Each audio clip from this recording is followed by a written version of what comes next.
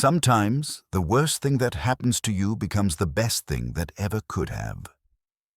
In 1887, Clara Belle thought her life was over when the town forced her into marriage with a stranger. She was nearly 40, unmarried, and everyone whispered she was too old and too plain for any man to want. Silas McGraw was a wealthy rancher who drank too much and gambled away his respect. The town elders decided to fix both their problems with one wedding. They thought they were punishing Silas and helping Clara. But Clara had been quietly learning about cattle and business for 20 years. When she finally got her chance to use what she knew, she turned their struggling ranch into the biggest cattle empire in 3 counties. How did a woman everyone had given up on become the most powerful person in the territory? Before we jump back in, tell us where you're tuning in from, and if this story touches you, make sure you're subscribed, because tomorrow I've saved something extra special for you. The sun had barely crested the eastern ridge when Clara Belle Whitmore stepped onto the wooden porch of her brother's modest parsonage, shaking dust from the rug with the same measured rhythm she'd kept for the past 20 years. Dry Creek stretched before her like a promise someone had forgotten to keep, weathered storefronts leaning into each other for support, hitching posts worn smooth by countless rains, and the ever-present layer of fine dirt that settled on everything despite the women's endless sweeping. At 39, Clara had long since stopped expecting surprises from her life. She rose before dawn, prepared breakfast for Reverend Samuel Whitmore, tended the small garden behind the parsonage, and spent her afternoons reading whatever newspapers and journals found their way to their remote corner of Montana territory. The townsfolk of Dry Creek had grown accustomed to seeing her slight figure moving about her duties, always dressed in sensible gray or brown, her auburn hair pulled back in a neat bun that revealed the sharp intelligence in her green eyes. What they didn't know, what they had never bothered to notice, was that Clara Belle Whitmore possessed one of the keenest business minds in 3 counties. While other women her age occupied themselves with church socials and gossip, Clara devoured every cattle report, market analysis, and business journal that passed through Samuel's study. Traveling preachers and circuit riders often carried newspapers from Denver, Cheyenne, and even Chicago, and Clara absorbed every word about beef prices, railroad expansion, and the changing dynamics of the Western cattle industry. She had taught herself to read financial statements by studying the ledgers Samuel kept for the church's modest finances. She understood profit margins, supply and demand, and the critical importance of breeding stock quality long before most of the ranchers in Dry Creek had given such matters serious thought. But in a town where a woman's worth was measured by her husband and children, Clara's knowledge remained her secret, a private world of numbers and possibilities that she explored in the quiet hours after her brother had retired to bed. The irony wasn't lost on her that while the town pitied her unmarried state, she probably understood more about the business that defined their lives than half the men who gathered at Murphy's saloon each evening to complain about cattle prices and railroad fees. Samuel emerged from the house, straightening his black coat and running a hand through his thinning hair. "Morning, Clara. Mrs. Henderson sent word she'd like you to help with the church social preparations today." Clara nodded, folding the clean rug over the porch rail. "Of course, though I suspect there's more gossip than planning that needs attending to." Her brother's laugh held a note of weariness. At 52, Samuel Whitmore had spent the last 15 years trying to bring moral order to a town that seemed determined to resist it. Dry Creek's citizens attended his Sunday services with reasonable faithfulness, but their dedication to Christian charity had limits when it came to their business dealings and personal ambitions. "Speaking of gossip," Samuel said, his tone growing more serious, "I heard troubling talk yesterday about young McGraw. The man's drinking is becoming a scandal, and his ranch hands are starting to talk about looking for steadier employment." Clara's attention sharpened at the mention of Silas McGraw, though she kept her expression neutral. Everyone in Dry Creek knew about the McGraw spread, 15,000 acres of prime grazing land that stretched from the river bottom clear up to the pine-covered ridges. Old Thomas McGraw had built the ranch into one of the territory's most profitable operations before his death 3 years ago, and his son Silas had inherited not just the land, but also the respect and expectations that came with the McGraw name. The problem was that Silas McGraw seemed determined to squander both. Mrs. Patterson mentioned he was at Murphy's again until well past midnight, Clara said carefully. She had her own sources of information.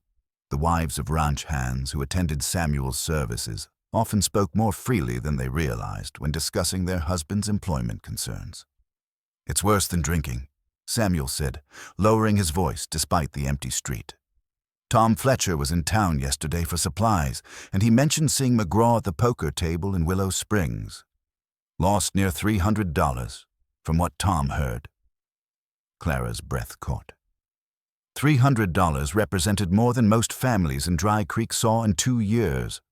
For a rancher to gamble away such sums suggested problems that went far beyond occasional overindulgence. She had read enough business journals to understand how quickly a profitable operation could slide into insolvency when management grew careless. "The ranch must be suffering," she observed. "That's what has the town council worried," Samuel replied. "The McGraw spread employs half the men in the county, directly or indirectly. If that operation fails, Dry Creek fails with it." Clara understood the economics better than her brother realized.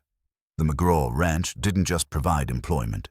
It was the economic engine that drove everything else in their isolated community. The cowboys spent their wages at local businesses. The ranch purchased supplies from town merchants, and the success of McGraw cattle sales determined how much money flowed through the entire region. She also understood something else that the worried town council likely didn't. The McGraw ranch's problems weren't fundamentally about cattle or land or even market conditions. From what she had observed and overheard, Silas McGraw had inherited one of the finest operations in Montana Territory, but he lacked either the knowledge or the temperament to manage it properly. The cattle were good quality. Thomas McGraw had spent decades developing his herd.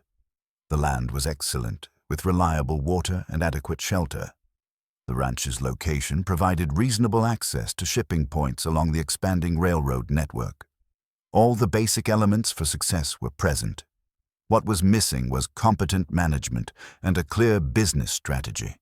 Clara had spent enough evenings reading livestock journals to know that successful cattle operations in the changing West required more than just throwing cows onto good grass and hoping for the best. The market was becoming more sophisticated, with buyers looking for specific qualities in beef cattle. Breeding programs needed to be planned years in advance. Feed had to be managed carefully to ensure cattle reached market weight at optimal times. Financial records needed to be maintained with precision to track profitability and identify problems before they became crises. From what she could piece together through town gossip and her own observations, the McGraw ranch was being run the same way it had been 20 years ago, despite dramatic changes in both the market and the competition. Meanwhile, Silas McGraw was drinking and gambling away his inheritance while his operation slowly declined. "Has anyone tried talking to him?" Clara asked. Samuel's expression darkened. "Mayor Hutchins and a few of the other men approached him last month. McGraw told them in colorful terms that his business affairs were his own concern and that they could mind their own matters." Clara could imagine that conversation.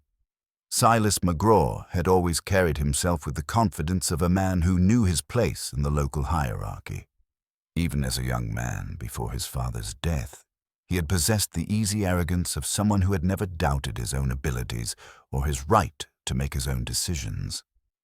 The combination of wealth, youth, and local prominence had apparently not prepared him well for criticism or advice. "Pride goes before a fall," Clara murmured, then immediately regretted the biblical reference. Samuel had enough sermons to prepare without her adding to his collection of moral observations. But as she watched her brother head toward the church for his morning prayers, Clara found herself thinking about pride and falls and the peculiar blindness that seemed to afflict people when they had too much of both money and certainty about their own capabilities. She had seen it before in the business journals she read. Successful operations destroyed by owners who assumed their early luck guaranteed continued success. Profitable companies ruined by men who confused temporary advantages with permanent superiority. The pattern was always the same. Initial success bred overconfidence led to careless decisions, and careless decisions eventually created crises that revealed how little the successful person had actually understood about the sources of their success. Clara suspected that Silas McGraw was well along that familiar path. The question was whether anyone would be able to help him recognize his situation before it was too late to recover. As she walked toward the church to help with the social preparations, Clara found herself wondering what she would do if she were in charge of the McGraw ranch. Not that such a thought had any practical relevance. Unmarried women in Dry Creek didn't manage cattle operations. But the intellectual exercise intrigued her. First, she would want to examine the breeding records to understand the genetic foundation of the herd. Then she would analyze the ranch's financial situation to determine cash flow patterns and identify the most profitable aspects of the operation. She would study market trends to understand where cattle prices were heading and adjust breeding and feeding programs accordingly. Most importantly, she would develop a long-term strategy that took advantage of the ranch's natural strengths while addressing its apparent weaknesses. Of course, such planning required access to information that she would never have, and authority that would never be granted to her. Clara Belle Whitmore would spend the rest of her life helping with church socials and keeping house for her brother, watching from a distance as the economic foundation of her community slowly crumbled due to mismanagement and masculine pride. The thought should have depressed her, but instead it sparked a familiar feeling of quiet rebellion. Clara had spent 20 years watching the world around her and understanding it better than most of the people who actually controlled it. She had learned to find satisfaction in her private knowledge and her secret competence, even if those qualities would never be recognized or utilized. At least she had her books and journals. At least she had the intellectual stimulation of understanding how the larger world worked, even if she would never be allowed to participate in shaping it. As she approached the church, Clara saw Mrs. Henderson and several other women already gathered near the front steps, their voices carrying the particular tone that indicated fresh gossip was being shared. She straightened her shoulders and prepared to spend another day pretending that her greatest concerns involved flour arrangements and pie recipes, while privately calculating cattle prices and wondering how long the McGraw Ranch could survive its owner's management. The emergency meeting of the Dry Creek Town Council convened on a Tuesday evening in late September, when the first frost had already begun nipping at the edges of the valley. Clara learned about it the way she learned about most important town business, by listening carefully while appearing to focus on something else entirely. She was mending one of Samuel's shirts in the parsonage parlor when Mayor Hutchins, banker Morrison, and store owner Patterson arrived at the front door, their expressions grim and their voices carrying the weight of men who had reached the end of their patience. "Reverend," Mayor Hutchins said without preamble when Samuel opened the door, "we need to talk, all of us, tonight." Clara kept her eyes on her needlework, but her attention focused completely on the conversation taking place in Samuel's small study. The men's voices carried clearly through the thin walls, especially when their discussion grew heated. "The situation has become intolerable," banker Morrison was saying. "McGraw missed his loan payment again this week. That's 3 months running, and when I tried to discuss the matter with him, he was too drunk to conduct business." "It's worse than the drinking," Patterson added.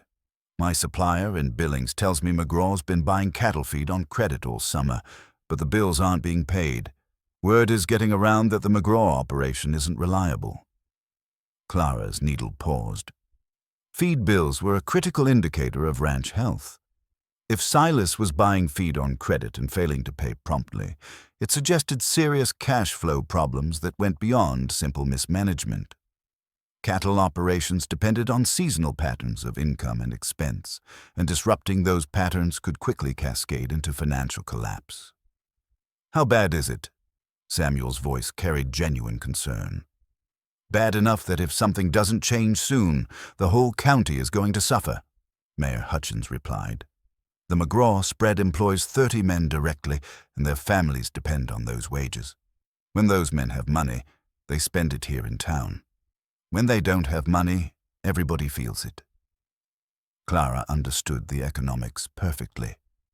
In isolated communities like Dry Creek, the failure of one major employer could trigger a downward spiral that affected everyone. Unemployed ranch hands would leave to find work elsewhere, taking their families with them. Reduced population meant fewer customers for local businesses. Store closures would eliminate jobs for townspeople. The tax base would shrink, making it harder to maintain essential services. Eventually, Dry Creek could become one of those ghost towns that dotted the western landscape, abandoned shells that had once been thriving communities. "What can we do?" Patterson asked. "The man won't listen to reason. He acts like his business is nobody else's concern, but his business affects all of us."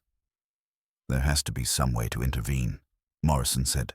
"Some legal mechanism or social pressure that could force him to accept help." Clara heard the sound of chairs creaking as the men shifted uncomfortably.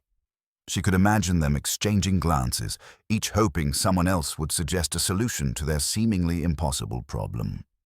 Then, Mayor Hutchins spoke the words that would change her life forever. "What about marriage?" The silence that followed was so complete that Clara could hear her own heartbeat. She set down her needlework and listened with absolute attention. "Marriage?" Samuel's voice carried confusion. "Think about it," Hutchins continued, his tone growing more confident as he developed his idea. "McGraw's problem isn't just drinking and gambling, it's loneliness and aimlessness. The man has been a widower for 3 years, rattling around in that big ranch house with nothing but his grief and his bottle for company. He needs a wife to settle him down." "And where exactly do you propose to find a suitable wife for a man who has made himself the scandal of the county?" Patterson asked dryly. Clara's heart began to beat faster as she sensed the direction of the conversation. "That's the beauty of it," Hutchins said. "We don't need to find someone suitable. We need to find someone desperate enough to accept him and someone sensible enough to be a good influence on him." "You can't be serious about arranged marriage in 1887, Samuel said. "This isn't the Middle Ages." "Isn't it?" Morrison interjected. "McGraw has debts all over the county. He needs our continued cooperation to stay in business. We have leverage if we choose to use it. And there are women in this community who would benefit from marriage, even to a difficult man," Hutchins added. "Women who have few other options for security and respectability." Clara felt the room spinning around her as she realized what they were discussing. Not just arranged marriage as an abstract concept, but arranged marriage involving specific people they knew, involving her. "I won't be party to forcing any woman into an unwanted marriage," Samuel said firmly. "No force involved," Hutchins replied smoothly. "Just practical considerations presented clearly to practical people. McGraw gets a wife to settle him down and help manage his affairs. The woman gets security and social position. The community gets a stable economic foundation. Everyone benefits." "And if the woman refuses?" Samuel asked. "What woman in her late 30s with no other prospects would refuse the chance to marry the wealthiest man in 3 counties? Morrison replied. "Even with his problems, McGraw represents opportunity that won't come again." Clara's hands were trembling now. They were talking about her. She was certain of it. The unmarried woman in her late 30s with no other prospects. The practical person who would understand the practical benefits of an arranged marriage. The suitable candidate for their social engineering project. "I need time to think about this," Samuel said. "Time is something we don't have," Hutchins replied. "McGraw's situation gets worse every week. If we're going to act, it has to be soon." Clara heard chairs scraping as the men prepared to leave. She quickly picked up her needlework and tried to appear absorbed in her mending as they filed through the parlor toward the front door. After the men left, Samuel stood in the doorway of his study for a long moment, his face troubled. Clara could feel his eyes on her, but she continued to focus on her sewing until he finally retired to his room without speaking. The next morning brought confirmation of her fears. Samuel approached her as she was preparing breakfast, his manner awkward and apologetic. "Clara, we need to discuss something important." She set down the coffee pot and faced him directly. The marriage proposal. Samuel's surprise was evident. "You heard? I hear most things that happen in this house." Clara kept her voice steady, though her heart was racing. "They want me to marry Silas McGraw to solve the town's economic problems." "It's not that simple," Samuel said, but his tone suggested he knew exactly how simple it was. "Isn't it?" Clara sat down at the kitchen table, gesturing for him to join her. "They've identified a problem. McGraw's mismanagement is threatening the local economy. They've identified a solution, marriage to provide stability and guidance, and they've identified the most expendable woman in town to serve as their solution." Samuel winced at her blunt assessment. "You're not expendable, Clara. You're valuable. That's why they think you could help." "Help McGraw or help the town?" "Both." Clara studied her brother's face, reading the conflict there. Samuel genuinely cared about her welfare, but he also understood the economic realities that the town council had outlined. If the McGraw ranch failed, the entire community would suffer, including the church and its congregation. "What did you tell them?" she asked.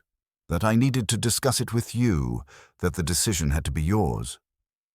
Clara appreciated that courtesy, though she suspected her choice was more limited than Samuel wanted to acknowledge. If she refused, she would bear the blame for whatever economic hardships followed McGraw's continued decline. If she accepted, she would enter a marriage with a man she barely knew, a man who was clearly struggling with problems that might be beyond anyone's ability to solve. "How long do I have to decide?" "They want an answer within a week." Clara nodded slowly. "A week to decide the rest of her life. A week to choose between the safety of her current existence and the uncertainty of marriage to a troubled stranger. A week to determine whether her private knowledge of business and cattle management would ever have a chance to prove its worth in the real world." "I need to think," she said. But even as she spoke the words, Clara realized that her thinking had already begun. For the first time in 20 years, someone was offering her, however indirectly, the chance to apply her knowledge and abilities to something that mattered. The circumstances were far from ideal, but the opportunity was real. The question was whether she had the courage to take it. That evening, Clara walked alone through the quiet streets of Dry Creek, studying the community that had shaped her entire adult life. The general store where she bought household supplies, the church where she attended services twice each Sunday, the small houses where families lived out their ordinary lives, behind lace curtains and picket fences. All of it depended on the economic health of the surrounding ranches, and particularly on the McGraw spread. All of it could disappear if the current crisis continued to deepen. For the first time in her life, Clara Belle Whitmore had the chance to influence something larger than her brother's meal schedule and the church social arrangements. The chance to test her understanding against real challenges in the actual world. The chance to discover whether 20 years of secret study had prepared her for anything more than a life of quiet observation and private competence. As she walked back toward the parsonage, Clara felt something she hadn't experienced in years, the possibility that her future might be different from her past.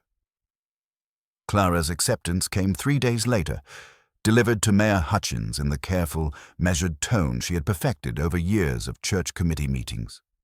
She would marry Silas McGraw, she told them, but only if certain conditions were met.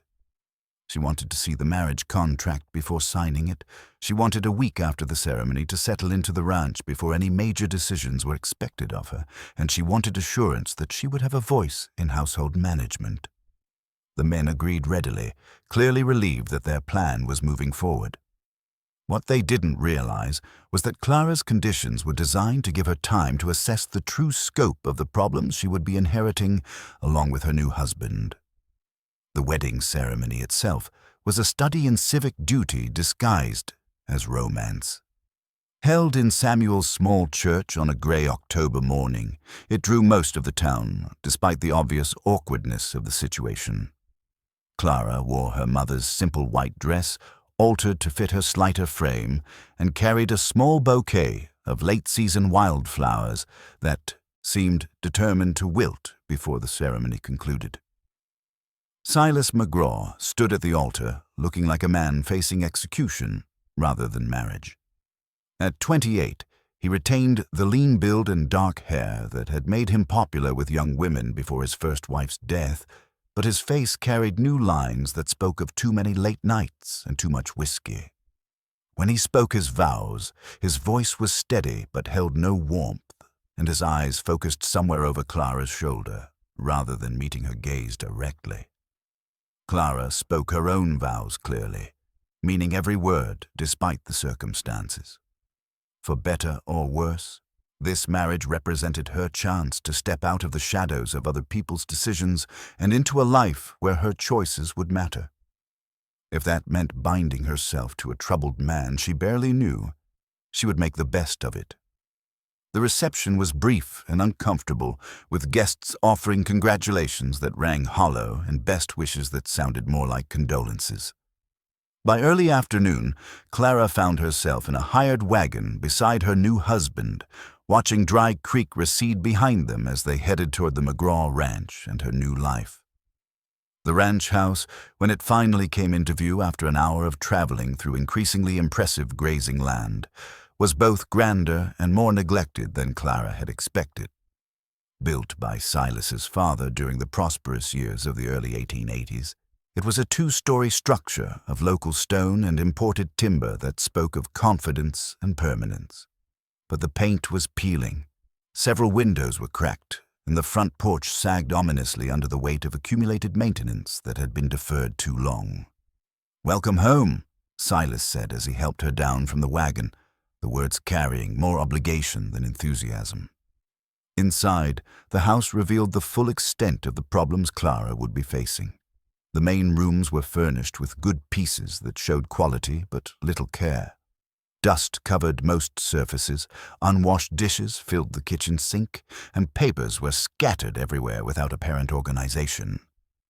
In the study that had obviously served as the ranch's business center, Clara glimpsed the chaos that would become her first priority. Ledger books lying open, correspondence piled in random stacks, and financial documents mixed with newspapers and empty bottles. "Mrs. Garcia comes in twice a week to cook and clean," Silas explained, leading her upstairs to show her the bedrooms. "She'll help you get settled. The ranch hands mostly take care of themselves, but they eat dinner at the house most evenings." He showed her to a guest bedroom that would serve as her room, making it clear without words that this would be a marriage of convenience rather than affection. Clara accepted the arrangement gratefully, needing time to understand her situation before dealing with the complexities of a physical relationship with her new husband. That evening, as Silas retreated to his study with a bottle and Clara explored the kitchen to prepare a simple dinner, she began to grasp the magnitude of what she had undertaken. The house needed systematic cleaning and organization. The ranch's business records appeared to be in chaos, and her husband seemed to be using alcohol to avoid dealing with any of the responsibilities that came with running a large cattle operation. But Clara also sensed opportunities. The ranch itself was magnificent, 15,000 acres of well-watered grazing land with natural shelter and good access to transportation. The cattle she had observed during the wagon ride appeared healthy and well-bred. The basic infrastructure was sound, even if it needed maintenance. All the elements for success were present. What was missing was competent management and clear direction. The next morning, while Silas slept off the previous evening's drinking, Clara began her real education in ranch management.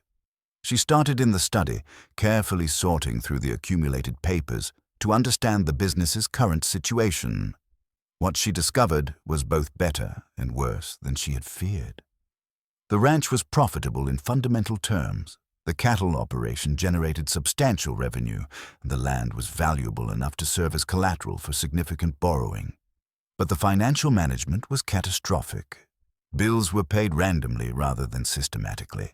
Debt was accumulating faster than it was being retired, and no one seemed to be tracking the basic metrics that would indicate whether individual aspects of the operation were making money or losing it. The ledger books, when she finally located them beneath a stack of old newspapers, told a story of gradual decline masquerading as continued success. Revenue was down nearly 30% from the ranch's peak years under Thomas McGraw's management, but expenses had remained constant or even increased. The result was a steady erosion of profitability that had been masked by borrowing and the liquidation of assets. Most troubling was the discovery that Silas had been selling off portions of the herd without any apparent plan for maintaining breeding stock or ensuring future productivity. Short-term cash flow problems were being solved by sacrificing the ranch's long-term sustainability.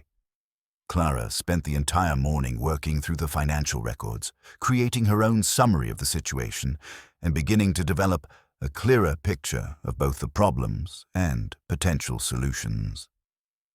By the time Mrs. Garcia arrived to prepare lunch, Clara had filled several pages with notes and calculations that represented the beginning of a real business analysis. "You are the new Mrs. McGraw," Mrs. Garcia said in accented English, studying Clara with frank curiosity. "The men, they say you will bring order to this house." "I hope to help," Clara replied carefully. "How long have you worked here?" "Since before the first Mrs. McGraw died. 3 years now. I watch this house grow sad and empty. Maybe now it will have life again." Mrs. Garcia's willingness to discuss the ranch's recent history provided Clara with insights that the ledger books couldn't offer. The older woman described the gradual changes she had witnessed: the decline in visitors, the increase in Silas's drinking, the growing tension between Silas and the ranch foreman over business decisions, and the quiet exodus of several long-time employees who had grown tired of working for an increasingly unreliable employer. "The men, they still respect the McGraw name," Mrs. Garcia explained as she prepared a lunch that was far more elaborate than anything Clara had expected. "But they worry about their jobs. They have families to feed, and they hear talk about other ranches hiring." Clara understood the implications. The McGraw ranch's most valuable asset wasn't its land or cattle. It was its experienced workforce. Lose those men, and even the best business plan would be difficult to implement. Keep them, and almost any reasonable strategy could succeed. That afternoon, when Silas finally emerged from his room looking haggard but sober, Clara was ready to begin her first conversation about the ranch's future. "We need to talk," she said simply, gesturing toward the now organized study where her analysis waited. The conversation Clara had been preparing for came sooner than expected, but not in the way she had planned. Instead of presenting her analysis to Silas in the privacy of his study, she found herself defending her right to examine the ranch's records in the first place. "You've been going through my papers," Silas said, his tone carrying both accusation and resignation as he stood in the doorway of the study, taking in the organized stacks of documents and Clara's neat summary sheets. "I've been trying to understand our situation," Clara replied calmly, not looking up from the correspondence she was sorting. "These papers were scattered all over the room. I simply organized them so we could find what we need when we need it." Silas entered the study and slumped into the chair behind the large oak desk that had been his father's workspace. "And what exactly do you think we need?" Clara set down the letters she had been reading, mostly bills and increasingly urgent requests for payment, and turned to face her husband directly. "We need to understand why a profitable ranch with 15,000 acres of excellent grazing land is struggling to pay its bills." "The ranch isn't struggling," Silas said, but his voice lacked conviction. Clara gestured toward the financial summary she had prepared. "According to these records, revenue is down 30% from 1884 levels, while expenses have remained constant." Debt has increased by approximately 40% over the same period. 3 major creditors have sent notices threatening legal action if their accounts aren't brought current within 60 days. Silas stared at the papers, without speaking for a long moment. Clara could see him struggling between his desire to dismiss her concerns and his growing recognition that those concerns were based on facts he couldn't ignore. "Things have been difficult since Father died," he finally admitted. "The market conditions haven't been favorable." "The market conditions have been excellent," Clara said gently. "Beef prices are higher now than they've been in 5 years, and railroad access continues to improve. The problem isn't market conditions, it's management." The word hung in the air between them like a challenge. Clara watched Silas's face, seeing anger, embarrassment, and something that might have been relief war with each other in his expression. "I suppose you think you could do better," he said. "I think we could do better together," Clara replied carefully. "I've spent 20 years studying cattle markets and ranch management. You grew up on this land and understand the practical aspects of the operation. Between us, we have the knowledge needed to solve these problems." Silas laughed, but there was no humor in it. "You've been studying cattle markets? You're a preacher's spinster sister who's never been more than 10 miles from Dry Creek." Clara had expected this reaction. Men like Silas McGraw had been taught from childhood that women didn't understand business and that understanding required direct experience rather than study and analysis. She would have to prove her competence rather than simply asserting it. "You're right that I lack practical experience," she said. "But I understand profit margins, breeding cycles, market timing, and financial planning. More importantly, I understand that this ranch is in serious trouble and that trouble won't be solved by pretending it doesn't exist." Over the following days, Clara began implementing changes that required no permission and generated no direct confrontation. She took over the ranch's correspondence, writing polite but firm letters to creditors explaining that payment schedules were being revised and that all accounts would be brought current according to a specific timeline. She organized the financial records into a system that made it possible to track income and expenses on a monthly basis. Most importantly, she began keeping detailed notes about every aspect of the ranch's operations. What she discovered during her systematic investigation was that the McGraw Ranch's problems were more complex than simple mismanagement. The operation was caught in a cycle where short-term financial pressures were forcing decisions that undermined long-term profitability. For example, Silas had been selling cattle earlier in the year than was optimal, accepting lower prices to generate immediate cash flow rather than holding the animals until they reached peak market weight. He had also been selling breeding stock to meet current expenses, reducing the herd's reproductive capacity and forcing him to purchase replacement cattle at higher prices.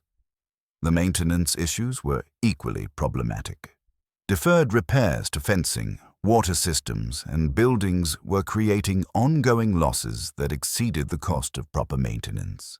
Poor fencing allowed cattle to wander onto neighboring property, creating conflicts with other ranchers and reducing the effective grazing capacity of McGraw land. Inadequate water systems meant that some of the best pasture couldn't be utilized efficiently. Neglected buildings provided insufficient shelter during harsh weather, leading to higher cattle mortality and reduced weight gain. Clara began addressing these issues through careful correspondence with suppliers and contractors. Using the letterhead that identified her as Mrs. Silas McGraw, she negotiated payment terms that allowed necessary repairs to begin immediately while spreading the costs over manageable periods. She arranged for fence repairs to be completed before the spring calving season, when proper pasture management would be most critical. Most significantly, she began developing relationships with cattle buyers in Denver and Chicago, using her theoretical knowledge of market conditions to establish the ranch as a reliable supplier of quality beef cattle. Her letters emphasized the McGraw Ranch's historical reputation and current commitment to meeting delivery schedules, carefully avoiding any mention of the recent problems that had damaged that reputation. The responses to her correspondence were encouraging. Buyers who had stopped doing business with the McGraw Ranch were willing to consider new contracts if they could be assured of reliable delivery dates and consistent quality. Several expressed interest in establishing long-term supply relationships that would guarantee better prices in exchange for predictable volume. But Clara's most important discovery came through conversations with the ranch hands themselves. During the evening meals when the crew gathered at the main house, she listened carefully to their discussions about day-to-day operations and began to understand the practical challenges that her financial analysis couldn't reveal. The foreman, Jake Morrison, was a weathered man in his 50s who had worked for Thomas McGraw for nearly 20 years. Unlike his employer's son, Morrison understood cattle and land management with the deep competence that came from decades of experience. But he had grown frustrated with Silas's unwillingness to listen to advice or maintain consistent policies. "We could run twice as many head on this land if we managed the grazing properly," Morrison told Clara one evening after Silas had retreated to his study with his usual bottle. "But that requires planning and investment, and young McGraw doesn't seem interested in either." Clara began meeting regularly with Morrison, ostensibly to understand household management issues, but actually to learn everything she could about the ranch's operations. Morrison was initially skeptical of her interest, but he gradually recognized that she was asking intelligent questions and understanding his answers. "Mrs. McGraw," he said after one of their conversations, "I don't mean to speak out of turn, but you seem to know more about this business than your husband does." Clara smiled. "I've been reading about cattle ranching for a long time, Mr. Morrison. But reading and doing are different things. I need to understand how this ranch actually works before I can be of any real help." What she learned from Morrison confirmed her analysis of the ranch's financial problems while revealing additional opportunities that the ledger books hadn't indicated. The McGraw Ranch had natural advantages that weren't being utilized effectively. Water rights that could support expanded operations, grazing land that could be improved through systematic management, and a location that provided favorable access to multiple markets. By the end of her first month at the ranch, Clara had developed a comprehensive understanding of both the problems and the potential solutions.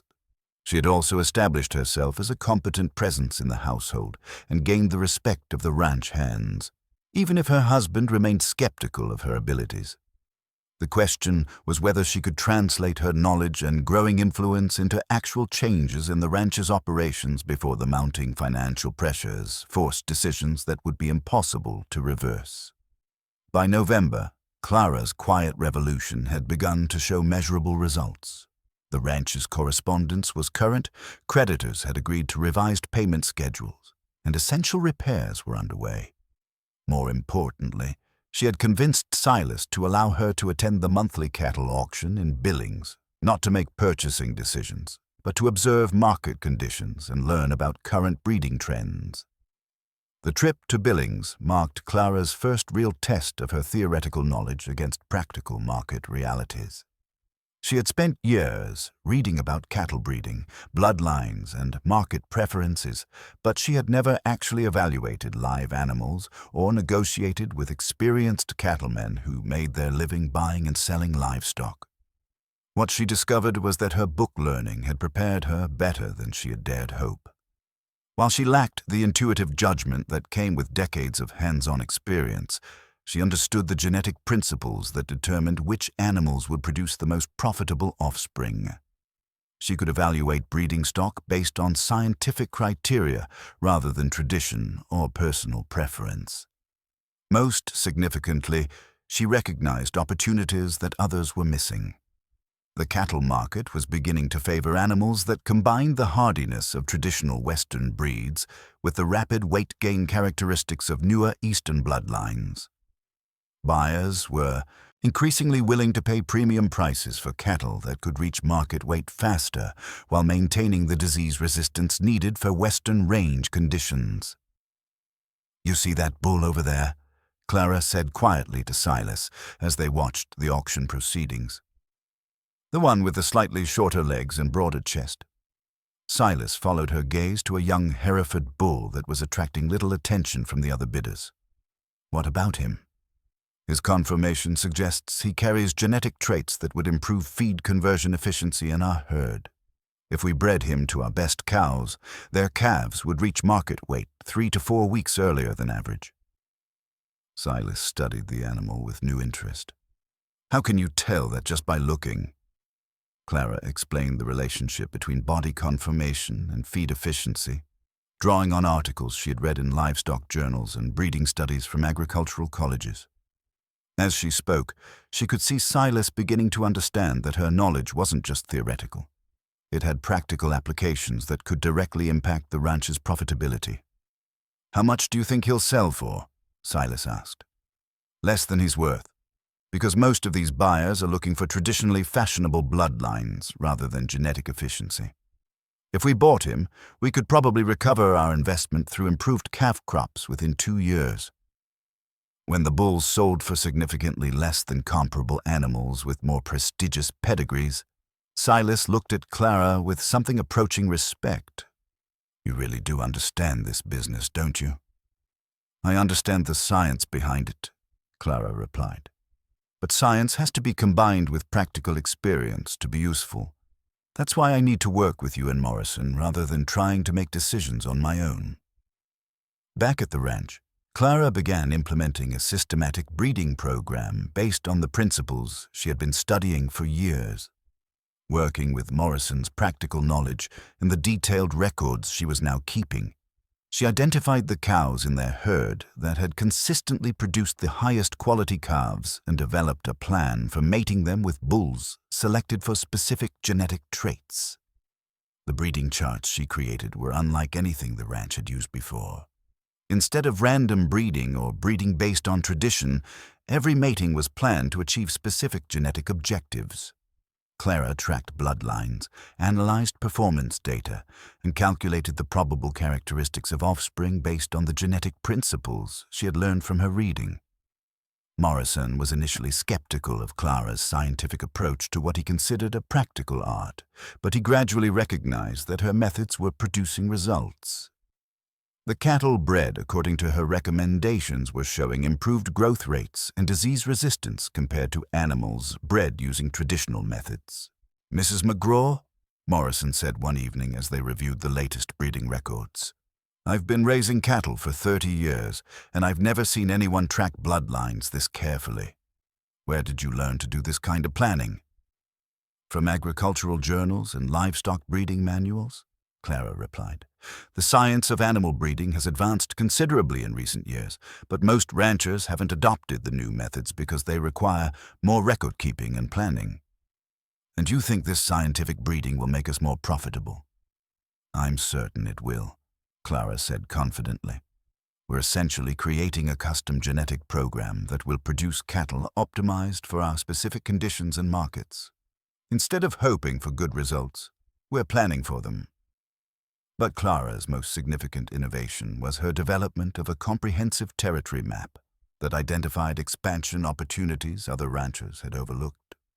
Using property records available at the county courthouse and her understanding of water rights law, she had mapped every section of available land within 50 miles of the ranch and analyzed its potential value for cattle operations.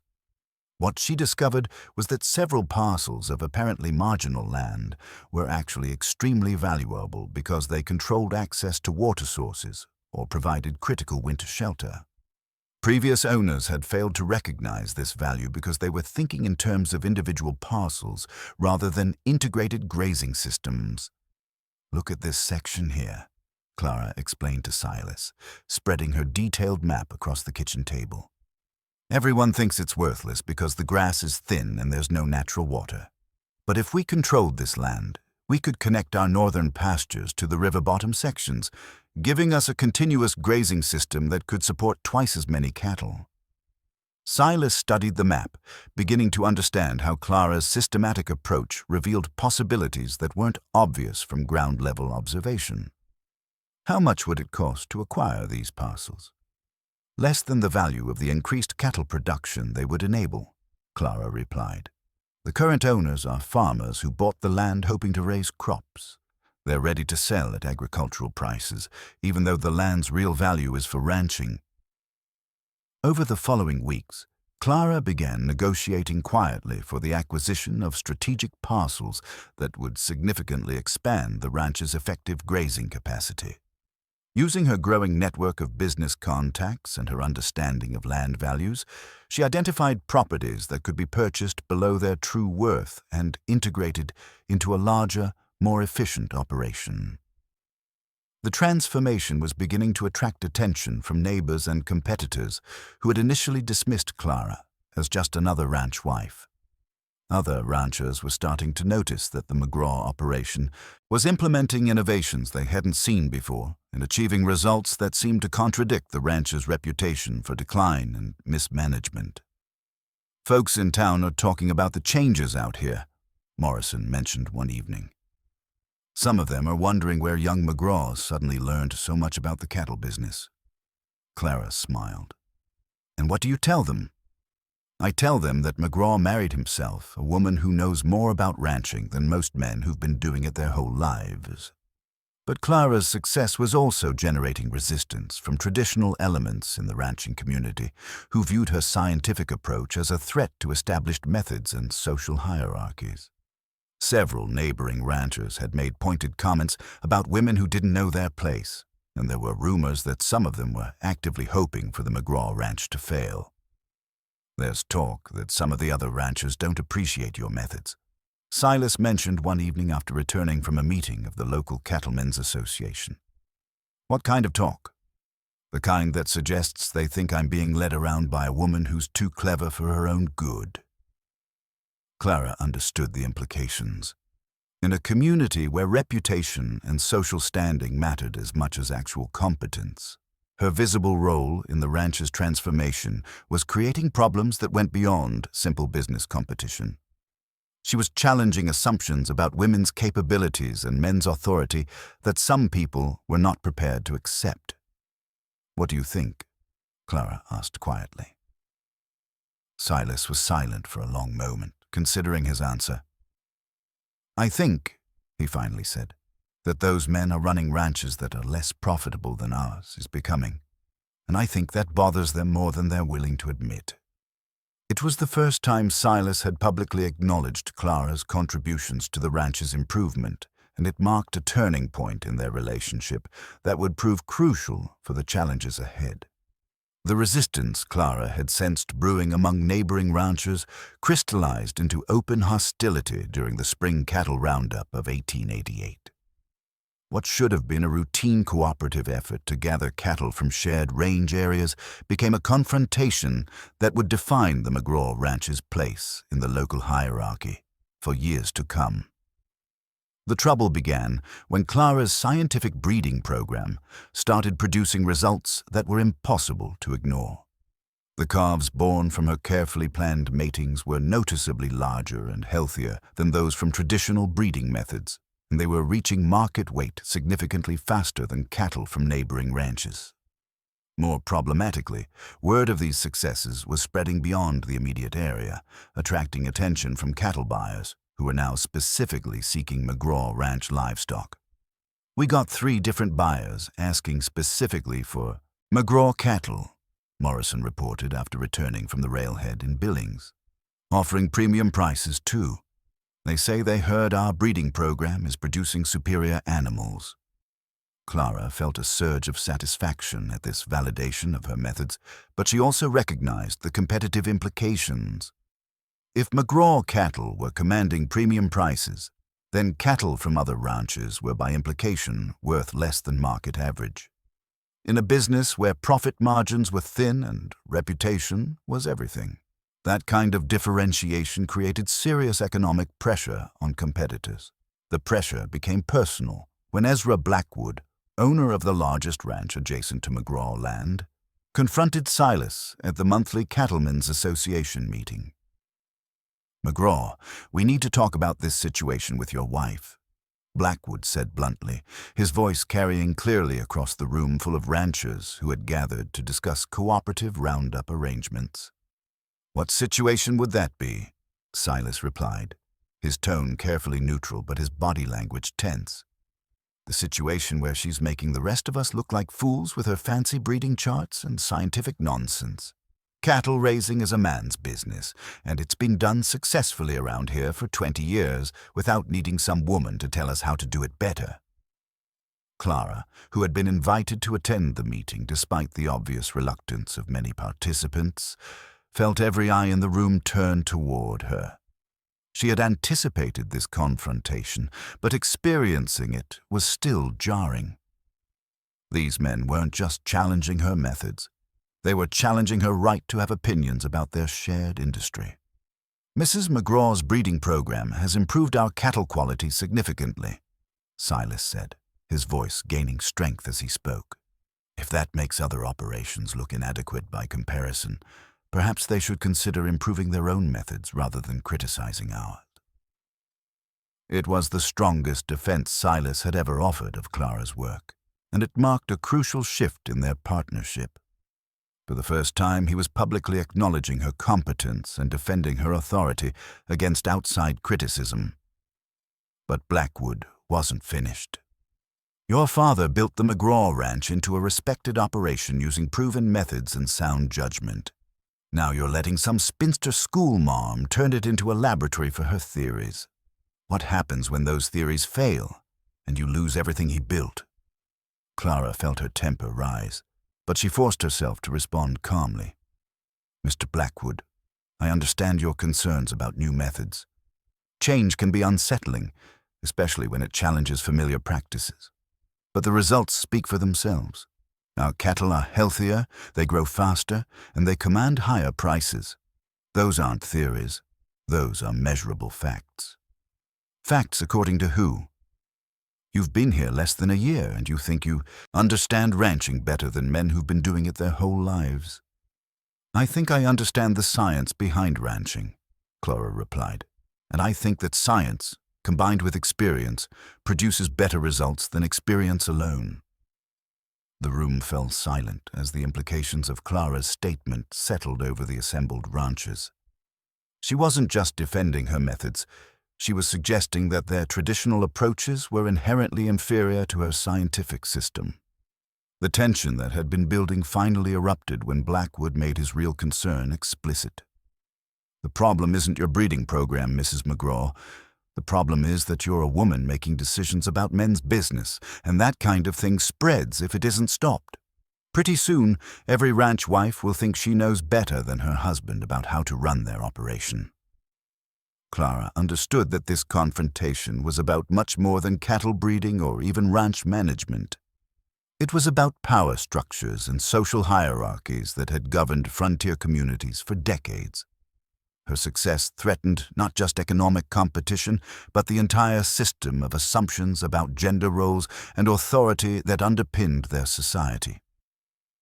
Mr. Blackwood, she said quietly, I'm not trying to change anyone else's operation or challenge anyone else's marriage. I'm simply trying to help my husband run our ranch as profitably as possible. If that threatens you, perhaps you should ask yourself why. The meeting ended in uncomfortable silence. But Clara knew the real confrontation was just beginning. Over the following weeks, she learned that Blackwood and several other ranchers were actively working to undermine the McGraw operation through a coordinated campaign of economic pressure and social ostracism. The first indication came when several suppliers suddenly became reluctant to extend credit or provide services to the McGraw Ranch. Feed dealers who had been eager to do business began claiming they were too busy to deliver orders on schedule. Equipment suppliers started demanding cash payments rather than accepting the credit arrangements that had been standard practice. More seriously, Clara discovered that some ranchers were attempting to manipulate cattle buyers against doing business with the McGraw operation. Using their long-standing relationships with major purchasers, they spread rumors that Clara's scientific methods were experimental and unreliable, and that cattle from the McGraw Ranch might not meet traditional quality standards.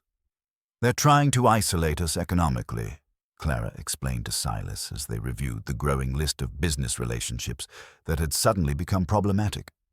If they can't compete with our methods, they're going to try to prevent us from selling our cattle at fair prices. But Clara had prepared for this possibility. Her territory map wasn't just a tool for identifying land acquisition opportunities. It was also a strategic analysis of market access and competitive vulnerabilities. She had identified alternative suppliers, backup transportation routes, and new buyer relationships that could circumvent the local network that was now being turned against them. "We don't have to depend on local suppliers or traditional buyers," she told Silas. "I've been developing relationships with businesses in Denver and Chicago that don't care about local politics. If Blackwood wants to make this a competition, we'll compete on results rather than reputation." The decisive test came during the spring cattle drive, when the McGraw ranch would either prove the value of Clara's innovations or demonstrate that her critics had been right about the risks of departing from proven methods. Clara spent weeks preparing for the drive with the same systematic approach she applied to all ranch operations. She analyzed weather patterns, planned optimal routes, coordinated with buyers in multiple markets, and ensured that every animal selected for sale represented the best possible advertisement for the ranch's improved breeding program. The morning the drive began, Clara stood beside Silas watching their carefully selected cattle move out toward the railroad yards in Billings. The animals were noticeably superior to anything the ranch had produced in previous years. Larger, healthier, and more uniform in quality than cattle from neighboring operations.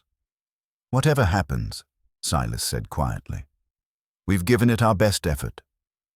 Clara nodded, understanding that much more than cattle prices was at stake. The success or failure of this drive would determine whether her scientific approach to ranching would be accepted or rejected by the broader community. It would establish whether the McGraw Ranch would emerge as a leader in the region's cattle industry or be marginalized by competitors who preferred traditional methods and social hierarchies. Most importantly, it would test whether the partnership between Clara and Silas was strong enough to withstand the pressures that were building against them from multiple directions. As the cattle disappeared over the eastern horizon, Clara felt the weight of everything she had worked toward resting on their performance in markets she had never seen, evaluated by buyers who knew nothing about the scientific principles behind their production. The revelation came on a humid evening in late June, while Clara was organizing papers in the study that had become the nerve center of her ranch management system. She had been searching for Thomas McGraw's original property deeds to verify water rights claims when she discovered a sealed envelope tucked behind a loose board in the back of the desk's largest drawer. The envelope was addressed in elegant feminine handwriting, "To be opened only after my death and only by Silas's second wife." It was signed Margaret Rose McGraw and dated just 3 months before Silas's first wife had succumbed to pneumonia in the winter of 1885. Clara's hands trembled slightly as she broke the wax seal. She had heard Margaret's name spoken with reverence around the ranch. She was remembered as a gentle, devoted wife who had supported her husband through the difficult early years of their marriage and mourned appropriately when death claimed her at the age of 26. But the document Clara unfolded revealed a woman far more complex and calculating than anyone had imagined. "My dear successor," the letter began, "if you are reading this, then my careful arrangements have succeeded, and Silas has married exactly the woman I intended him to marry. I pray you will understand that everything that brought you to this moment was planned with love for him and respect for you, though I know the circumstances may have seemed otherwise." Clara sank into the desk chair, her heart racing as she continued reading. Margaret's letter revealed that the forced marriage was not the town council's desperate solution to an economic crisis. It was the culmination of a complex plan that Margaret had orchestrated through her will and carefully placed suggestions to influential men in Dry Creek. "I've been watching you for years, Clara Belle Whitmore," Margaret's elegant script continued. "I've seen how you read every business journal that passes through your brother's study, how you understand market conditions better than most of the men who make their living from cattle, and how you watch our struggling ranch with eyes that see solutions rather than problems. I've also seen how you have accepted your circumstances with grace, never allowing bitterness about your unmarried state to diminish your essential kindness." The letter went on to explain that Margaret had recognized her own illness was likely to be fatal and had spent her final months preparing for Silas's future. She understood her husband's weaknesses, his tendency toward self-destruction when faced with loss, his pride that prevented him from accepting help, and his fundamental lack of business acumen despite his good intentions. "Silas is a good man with a generous heart, but he is not equipped to manage a large operation without guidance," Margaret wrote. "He needs a partner who understands both the emotional support he requires and the practical skills that successful ranching demands. He needs someone who will save him from his own worst impulses while helping him become the man his father believed he could be." Margaret's plan had been breathtakingly elaborate. She had used her final months to establish relationships with key figures in the community, sharing her concerns about Silas's future in conversations carefully designed to plant seeds that would grow into the town council's eventual solution. She had made small loans and provided favors to influential families, creating debts of gratitude that could be called in when the time came. Most crucially, she had revised her will to include specific provisions that would force the marriage arrangement while making it appear to be a spontaneous community decision. "The marriage contract that will bind you to Silas contains language that I suggested to Mayor Hutchins during one of my charitable visits to his ailing mother," Margaret revealed. "The specific terms that ensure you will have authority in household management were my additions, though the good mayor believes they were his own inspiration." Clara felt a mixture of admiration and outrage as she absorbed the implications of Margaret's manipulations. The woman had orchestrated events across 3 years, using her reputation for gentle piety to mask a campaign of strategic influence that had ultimately controlled Clara's entire life. But Margaret's most stunning revelation was yet to come. "I must also tell you that the ranch's financial problems are not as severe as they appear," the letter continued. "I've been secretly setting aside funds for years, knowing that Silas would need capital to recover from the difficulties his grief would inevitably create. There is an account at the Denver bank containing $8,000, more than enough to resolve the current debt crisis and fund the improvements you will undoubtedly identify as necessary." $8,000. Clara stared at the figure, trying to comprehend its magnitude. That sum represented more money than the ranch typically earned in 2 profitable years.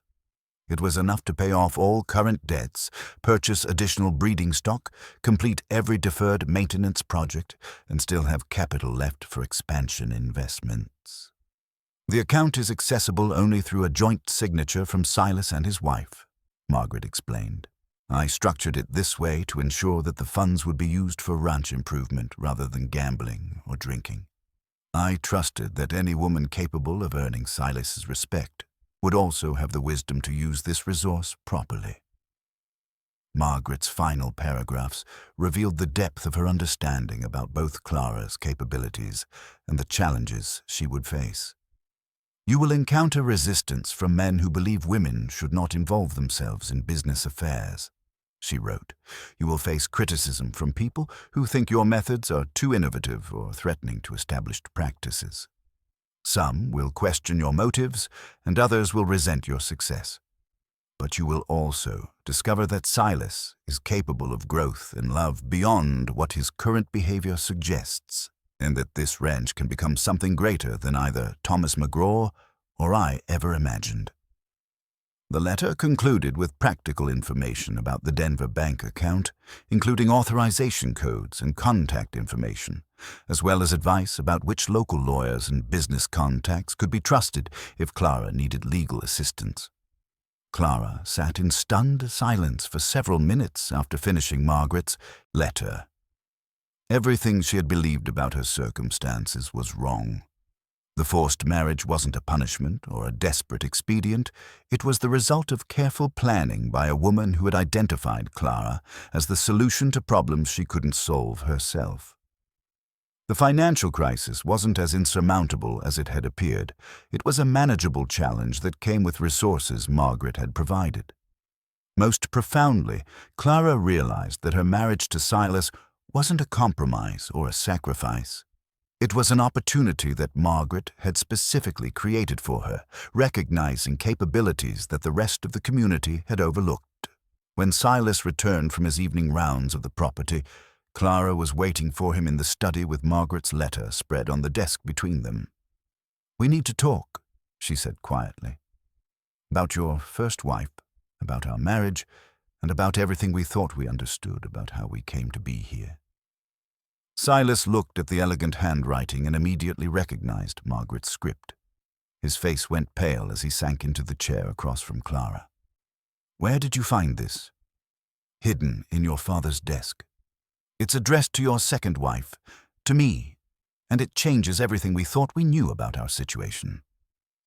Clara watched Silas's expression shift from confusion to amazement to something approaching awe as she summarized Margaret's revelations. The orchestrated marriage arrangement, the hidden financial resources, and Margaret's careful analysis of what both he and the ranch needed for success. "She planned all of this?" he asked when Clara finished her explanation. "Every detail, apparently, including choosing me specifically as the woman who could help you save the ranch and become the man she believed you could be." Silas stared at Margaret's letter for a long moment, then looked up at Clara with an expression she had never seen before, gratitude mixed with profound respect and something that might have been the beginning of genuine affection. "She was right about you," he said quietly. "About everything, it seems. You have saved the ranch, and you've probably saved me as well." For the first time since their wedding, Clara felt that they were truly partners, rather than two people trapped in circumstances neither had chosen. Margaret's revelation reframed their entire relationship, transforming it from an obligation into a gift, a carefully planned opportunity for both of them to become more than they could have been alone. "What do we do now?" Silas asked. Clara smiled, thinking about the $8,000 waiting in Denver and the unlimited possibilities it represented for a ranch that was already showing the benefits of scientific management and strategic planning. "Now we build the empire your first wife envisioned, and we do it together." The discovery of Margaret's hidden funds transformed the McGraw Ranch from a struggling operation into the most powerful force in 3 counties almost overnight. Clara and Silas traveled to Denver in July to access the secret account, returning with not only the $8,000 Margaret had saved, but also with contracts that would establish the McGraw Ranch as the primary supplier for 2 major packing houses in Chicago and St. Louis.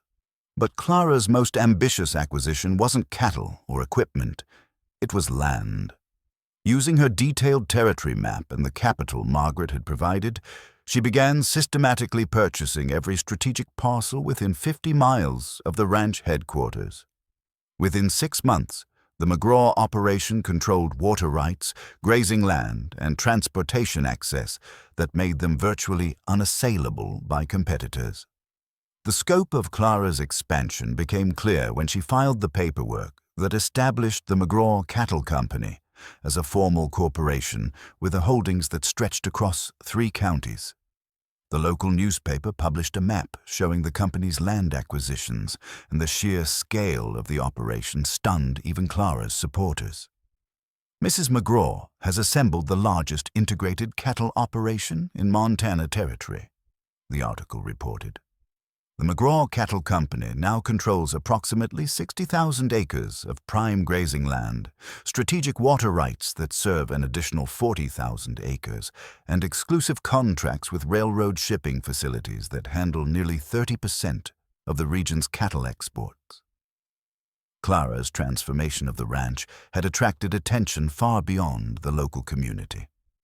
Agricultural journalists from Denver and Chicago visited the operation to document her scientific breeding methods and systematic management approach.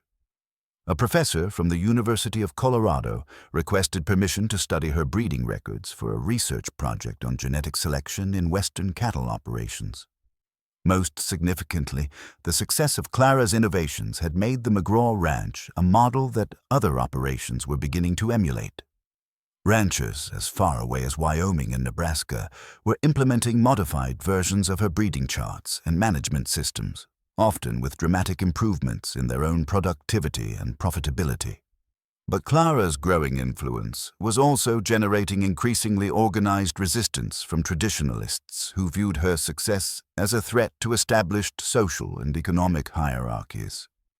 Led by Ezra Blackwood, a coalition of neighboring ranchers had formed what they called the Montana Cattlemen's Protective Association, ostensibly to maintain traditional industry standards, but actually to coordinate opposition against the McGraw operation. The problem with the McGraw situation isn't just their unconventional methods, Blackwood told a gathering of traditional ranchers at the Montana Territorial Cattlemen's Convention in Helena. The problem is that if women start believing they can run cattle operations better than their husbands, the entire foundation of our industry will be undermined. Blackwood's concerns weren't entirely economic. They were fundamentally about power and social structure. Clara's success demonstrated that competence and scientific knowledge could triumph over tradition and masculine authority, threatening assumptions that had governed frontier society for decades. The conflict escalated when Blackwood and his allies attempted to have Clara excluded from the Territorial Cattlemen's Association on the grounds that membership was limited to qualified male operators. The challenge forced a formal vote among association members, creating a public referendum on whether women could be accepted as legitimate participants in the cattle industry. Clara prepared for the confrontation with characteristic thoroughness. She assembled detailed financial records demonstrating that the McGraw operation had become the most profitable ranch in Montana Territory.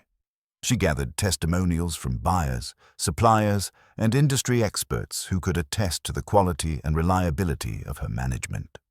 Most importantly, she prepared a presentation that would demonstrate the scientific principles behind her success and their potential application to other operations.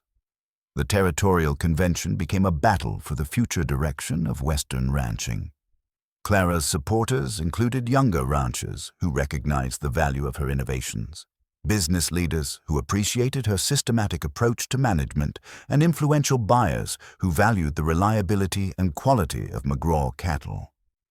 Her opponents represented the traditional establishment, older ranchers who had built their operations using methods inherited from previous generations, local political leaders who depended on traditional social hierarchies for their authority, and conservative business interests that viewed change as inherently threatening. The debate raged for 3 days, with presentations from both sides that revealed fundamental philosophical differences about the nature of expertise, the role of innovation in traditional industries, and the proper place of women in Western society. Clara's presentation was delivered to a packed auditorium in Helena, with representatives from ranching operations across the territory and journalists from newspapers in Denver, Chicago, and San Francisco. She began by acknowledging the concerns of traditional ranchers while demonstrating that her methods enhanced rather than replaced practical experience. "Gentlemen," she said, addressing the predominantly male audience with quiet confidence, "I understand your concerns about maintaining the traditions that have built our industry. But I would suggest that the greatest tradition in Western ranching has always been adaptation, the willingness to adopt new methods when they produce better results." Clara's presentation included detailed financial comparisons, showing that operations using her systematic management approaches were consistently more profitable than those relying on traditional methods alone. She demonstrated breeding charts that revealed how genetic selection could improve cattle quality while maintaining the hardiness required for Western conditions.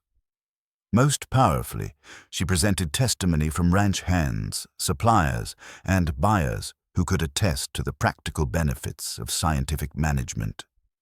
The question before us isn't whether women should be allowed to participate in ranching, Clara concluded.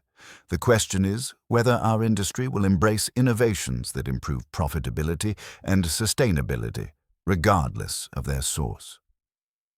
The vote, when it finally came, was closer than Clara's supporters had hoped, but decisive enough to establish precedent. The Territorial Cattlemen's Association voted 127 to 98 to admit Clara as its first female member, officially recognizing her authority as a legitimate ranch operator and acknowledging the value of her contributions to the industry. But Clara's victory at the Territorial Convention also marked the beginning of a more serious and dangerous phase of opposition. Blackwood and his allies, having failed to exclude her through official channels, began discussing more direct methods of undermining the McGraw operation. The first indication of escalating hostility came when several McGraw ranch hands reported suspicious activity on neighboring properties. Fences were being cut in patterns that would allow cattle to wander onto Blackwood's land, creating opportunities for theft or legal disputes over ownership. Water sources were being diverted or contaminated in ways that would force McGraw cattle onto less favorable grazing areas. Morrison, who had developed an extensive network of contacts among ranch workers throughout the region, brought Clara increasingly troubling reports of organized efforts to sabotage McGraw operations. "They're not just trying to compete with us anymore," he told Clara during one of their regular strategy sessions. "They're talking about destroying us completely. Blackwood's been meeting with some rough characters from over in Wyoming, men who handle problems that can't be solved through legal means." Clara understood that the conflict had moved beyond economic competition or even social resistance into something approaching warfare. The success of the McGraw Ranch hadn't just challenged traditional business methods, it had demonstrated that established power structures could be overthrown by competence and innovation, threatening the entire system of privilege and authority that men like Blackwood had spent their lives building. "What are our options?" Silas asked during a family conference that included Clara, Morrison, and the ranch's most trusted supervisors. "We can try to negotiate some kind of accommodation with Blackwood's group," Morrison suggested. "Maybe agree to limit our expansion or modify our methods to seem less threatening. Or we can prepare to defend ourselves and our operation," Clara replied. "We've built something valuable here, and we have every legal right to continue building it."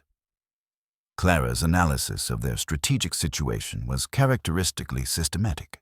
The McGraw Cattle Company controlled superior resources, had established stronger relationships with buyers and suppliers, and operated more efficiently than any competing organization. Their cattle were demonstrably superior, their financial position was stronger than their competitors realized, and their management systems were being adopted by operations across the region. But they were also isolated within the local community and facing organized opposition that was apparently willing to use illegal methods to achieve its objectives. Success had made them a target for people who viewed their prosperity as a threat to traditional social hierarchies. "Margaret's letter mentioned something about legal assistance if we needed it," Clara said, referring to the hidden correspondence that had revealed so much about their true situation. She identified lawyers and business contacts in Denver who could be trusted to help if local authorities proved unreliable.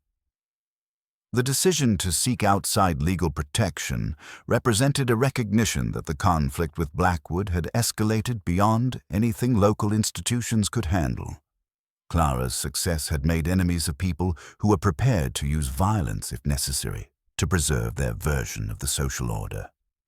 As autumn approached, Clara began implementing security measures that transformed the McGraw Ranch from a business operation into something resembling a fortress. Additional guards were hired, weapons were distributed to trusted employees, and communication systems were established that would allow rapid response to any threat against the property or its inhabitants. But Clara's most important preparation was the comprehensive documentation of everything they had built and achieved. If their opponents were planning to destroy the McGraw operation, she was determined to ensure that the innovations they had developed would survive and continue to influence the industry. even if the ranch itself did not. The cattle empire deed that she filed with territorial authorities in Helena represented the culmination of everything she and Silas had accomplished together. The McGraw Cattle Company was now officially recognized as the largest integrated cattle operation in 3 territories, with assets valued at over $200,000 and annual revenues that exceeded the total economic output of most county governments. Clara had transformed herself from the preacher's spinster sister into the most powerful business leader in the region. The question now was whether that power would be sufficient to defend what she had built against opponents who rejected the very principle of her authority. The attack came at dawn on the first Tuesday of October, when autumn mist still clung to the valley floor and the ranch hands were beginning their morning rounds. Clara was reviewing shipping schedules in the study when Morrison burst through the front door without knocking, his face grim and his voice urgent. "Mrs. McGraw, we've got trouble. Bad trouble. They hit the northern pastures during the night, cut fences, scattered the breeding herd, and drove off near 200 head of our best cattle." Clara's training in systematic analysis served her well even in crisis. She set aside her papers and focused completely on Morrison's report, asking precise questions that would help her understand the scope and nature of the attack. How many men were involved? At least a dozen from the tracks we found. Professional work. They knew exactly which cattle to take and how to move them without leaving much trail. Any of our people injured? Tom Bradley took a bullet in the shoulder when he tried to stop them, but he'll recover. They weren't trying to kill anybody, just wanted to steal cattle and send a message. Clara understood the message perfectly. Blackwood and his allies were demonstrating that the McGraw Ranch's success meant nothing if it couldn't protect its most valuable assets. The theft of breeding stock was particularly devastating because those animals represented years of careful genetic selection that couldn't be quickly replaced. But Clara had prepared for exactly this possibility.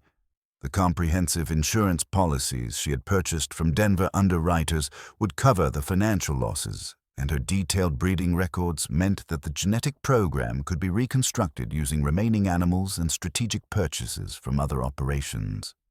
More importantly, Clara had anticipated that any major attack on the ranch would require coordination among multiple hostile parties, and she had prepared both legal and practical responses that would turn their aggression against them. "Send word to Sheriff Patterson immediately," Clara instructed Morrison.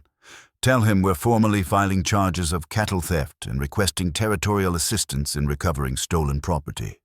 Make sure he understands that we have evidence linking this theft to an organized conspiracy." While Morrison dispatched riders to alert local authorities, Clara activated the network of business and legal contacts that Margaret's letter had identified as trustworthy allies.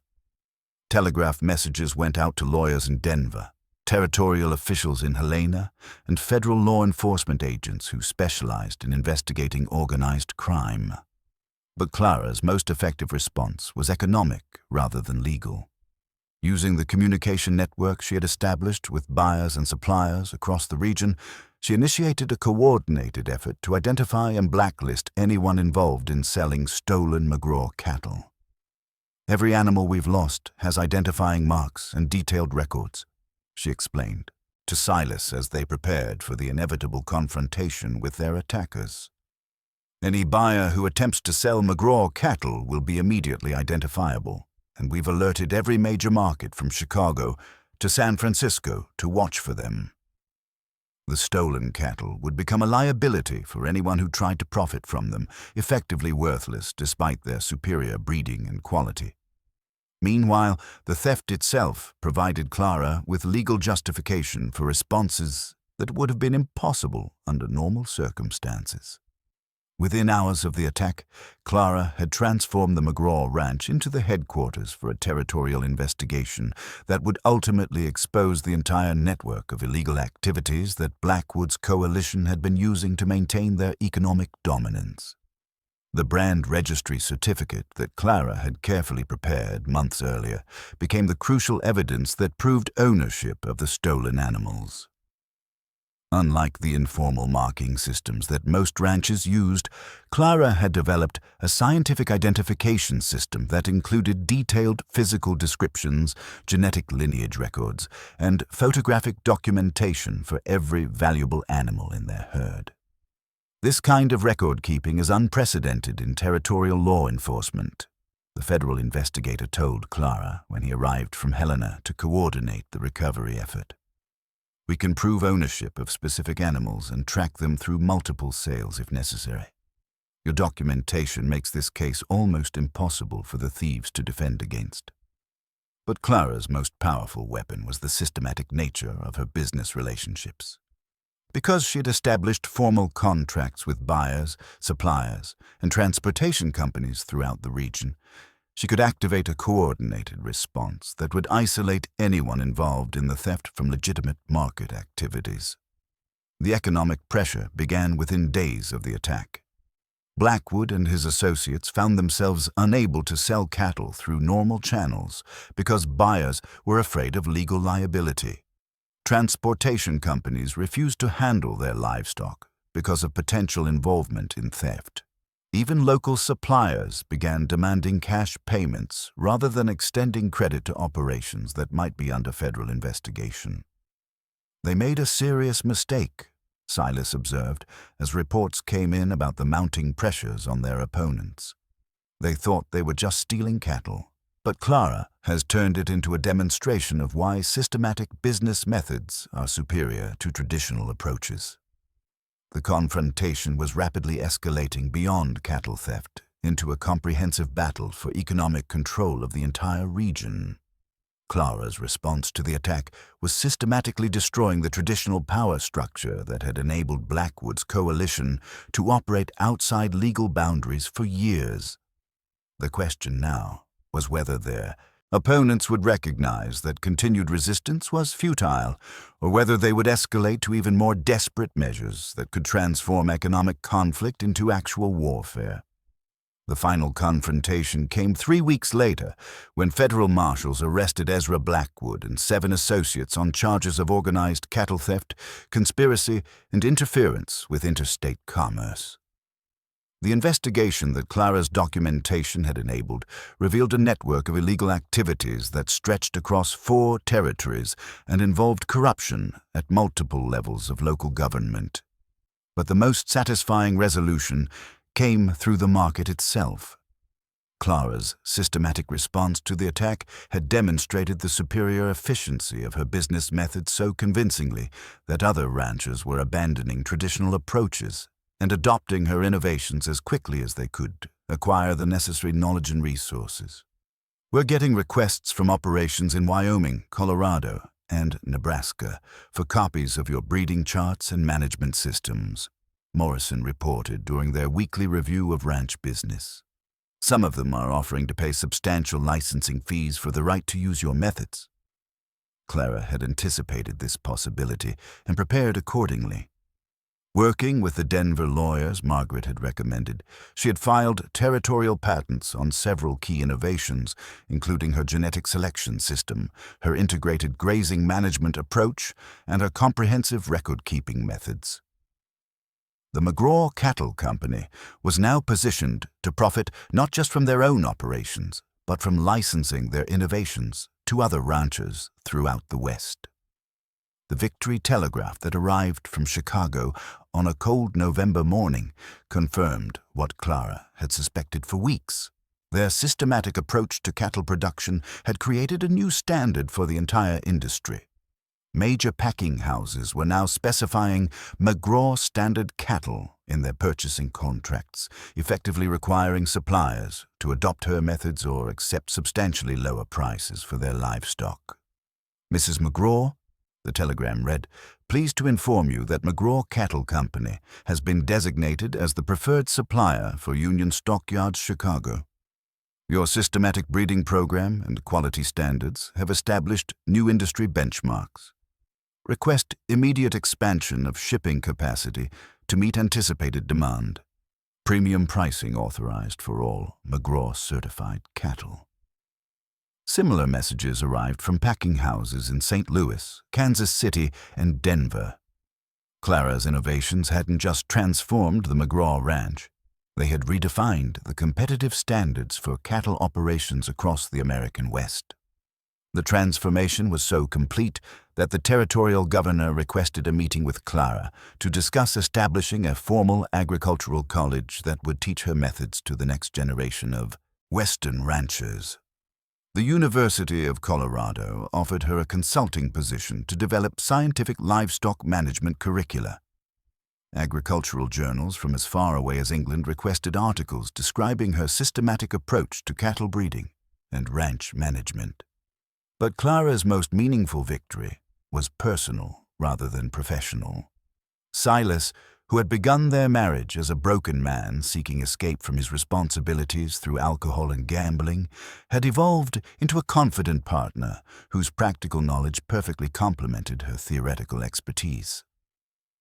"I need to tell you something," Silas said one evening as they reviewed shipping contracts for the spring cattle drives. "I know I wasn't the husband you deserved when we started this marriage. I was angry and lost and probably not worth the effort you invested in saving me." Clara looked up from the documents, seeing in his face the man Margaret had recognized beneath his grief and self-destruction. "You were worth it," she said simply.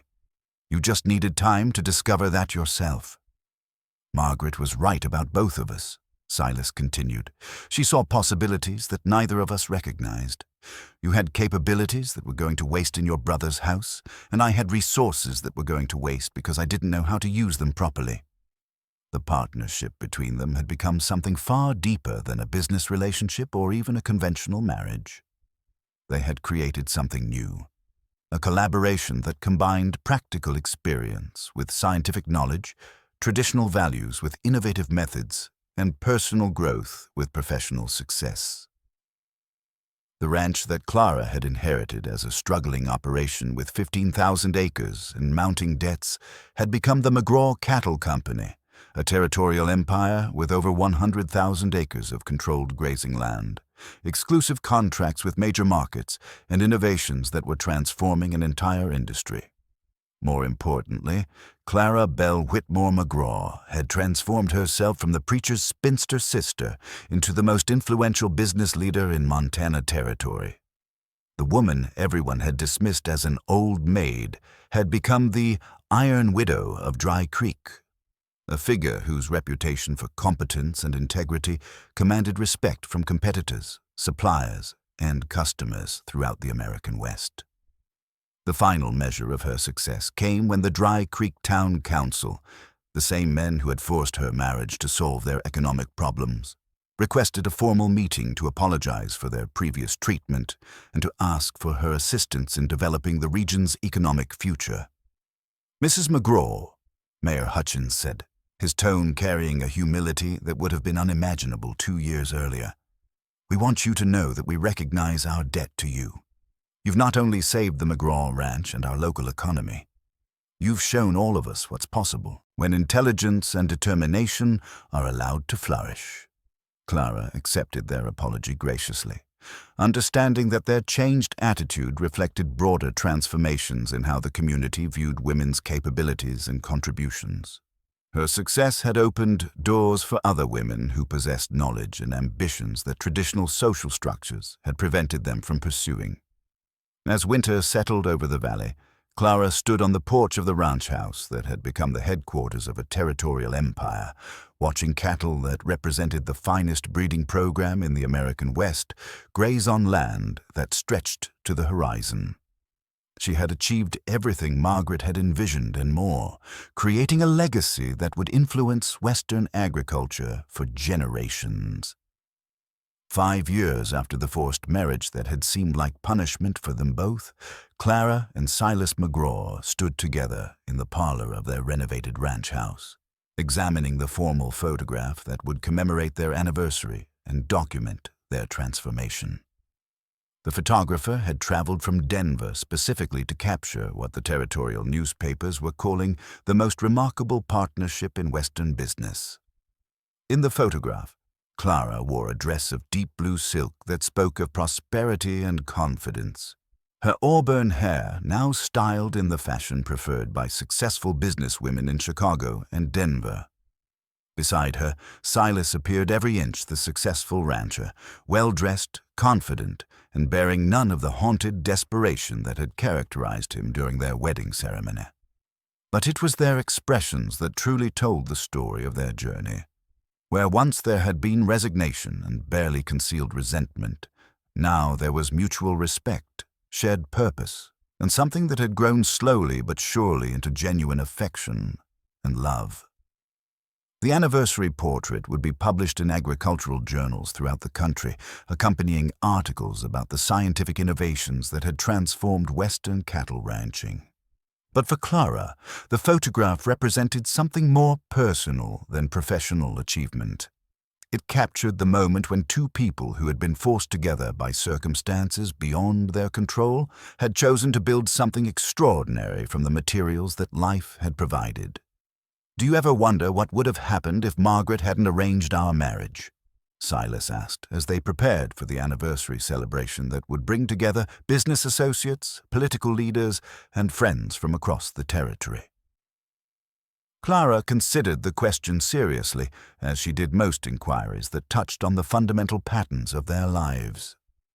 "I think I would have spent the rest of my life reading about other people's achievements instead of creating my own. And I think you would have eventually lost everything your father built, probably drinking yourself to death in the process. So you think Margaret's plan was the only way either of us could have succeeded?" "I think Margaret recognized possibilities that neither of us could see at the time," Clara replied. "But I also think we had to choose to make those possibilities real. She gave us the opportunity, but we had to do the work." The work had been considerable. Transforming a failing ranch into a territorial cattle empire required more than scientific knowledge or business acumen. It demanded the kind of partnership that could weather external opposition, internal doubts, and the countless daily challenges that arose when two strong-willed people attempted to build something together that neither could have achieved alone. Their success had indeed changed the entire landscape of Western agriculture. The McGraw Cattle Company's innovations were now being adopted by ranchers from Texas to Canada, and agricultural colleges were teaching breeding and management methods that Clara had developed through her systematic approach to livestock production. The University of Colorado had established the McGraw Chair in Scientific Agriculture, funded by profits from their licensing agreements with other cattle operations. More importantly, Clara's visible success had opened opportunities for other women who possessed knowledge and capabilities that traditional social structures had prevented them from utilizing. The territorial legislature had passed laws recognizing women's rights to own and manage business operations independently. Several other ranches were now managed by women who had learned their trade through observation and study, rather than inheritance and tradition. But perhaps the most significant change was in the community of Dry Creek itself, which had grown from a struggling frontier town into a prosperous regional center.